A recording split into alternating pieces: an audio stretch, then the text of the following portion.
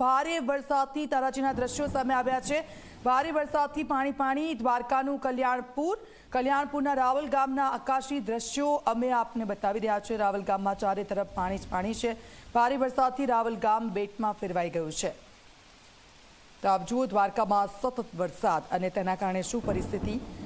રાવલ ગામના દ્રશ્યો અમે આપને બતાવી રહ્યા છે। આપને જણાવી દઈએ કે ભાણવડનો વળતુ ડેમ જે ઓવરફ્લો થયો અને તેના કારણે જે નીચાણવાળા વિસ્તારો અને રાવલ ગામ નીચાણવાળા વિસ્તારોમાં આવેલું છે અને તેની આ પરિસ્થિતિ થોડા એવા વરસાદમાં પણ થઈ જાય છે। ત્યારે આ દ્રશ્યો અને જુઓ રાવલ ગામ કે જે સંપર્ક વિહોણું હાલ તો થઈ ગયું છે, બેટમાં ફેરવાઈ ગયું છે।